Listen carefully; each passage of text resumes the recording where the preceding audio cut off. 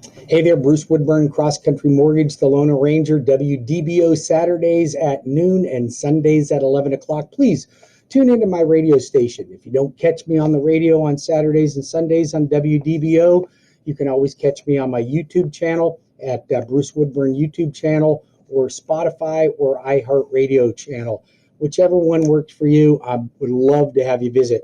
But again, it's time for the three big things you need to know. So I'm going to kind of jumble things together, and we're going to keep it on the economy in this segment.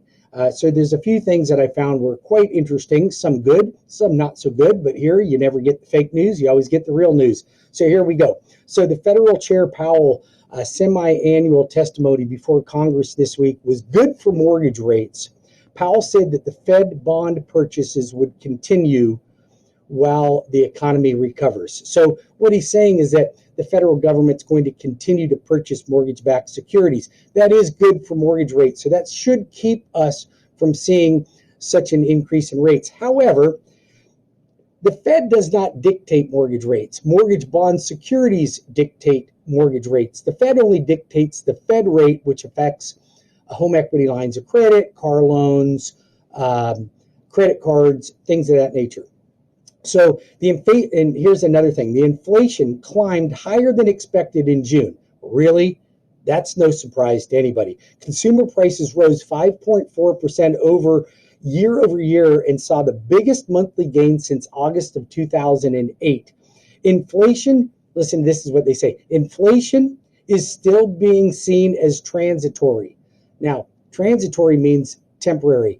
I think that's the biggest bunch of bull that I've heard in a long time. If you don't think that inflation is hitting you now and going to hit you even harder later, I don't know what indicators there could possibly be that would lead me in a different direction. I just don't see it. You've already seen your gas prices double in price just since the election. You've seen the cost of houses going up. Cost of lumber goes up, cost of windows go up, cost of cars are going, everything's going up, and it's going to go up. As a matter of fact, the income that we make isn't even keeping up with the cost of inflation that we've already seen, and we haven't even seen the impact from the trillions of dollars that we've given away. Our dollar is deflating. So I don't believe it when they say it's transitory.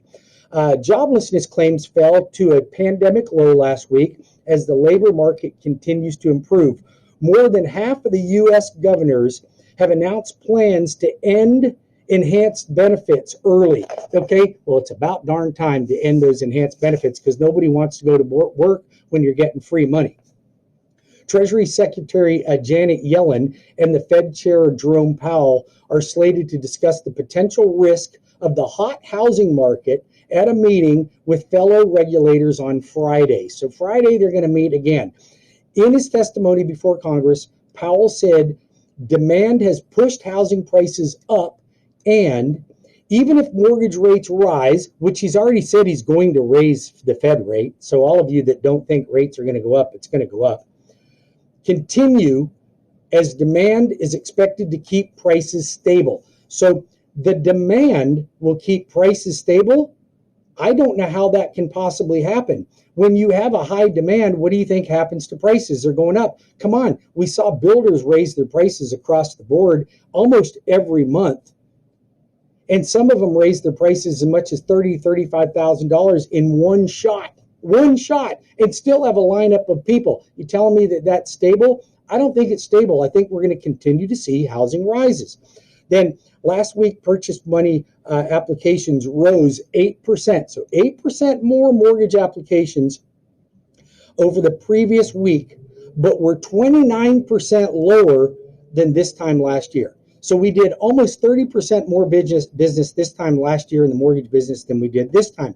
However, I can't see a slowdown. Like, my business is going gangbusters, and I'm grateful for you for referring those clients to me. These are national numbers. These are not Florida numbers. Florida always outpaces the market.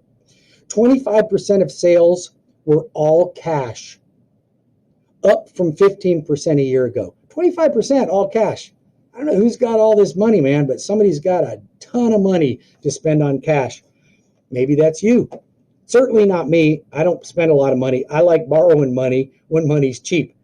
I hope you do too. That's Economics 101. Those are the three big things you need to know. Bruce Woodburn, Cross Country Mortgage, the Lone Ranger, WDBO Radio, always here to give you the good, the bad, and the ugly. And I'm always happy to help you, your friends, and your family become homeowners or refinance and save money. I'm still doing a ton of refinances right now. I thought that market would be gone. It's not gone because many of you just haven't had the time to call me. Call me, email me, send me a text, courier pigeon, whatever it takes, but let's get that.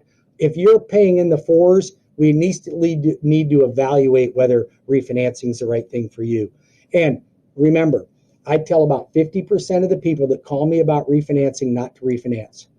So if it's not right for you, I will never try to sell you on refinancing when it's not right. Call me, you'll always get a trusted answer. Have a great weekend.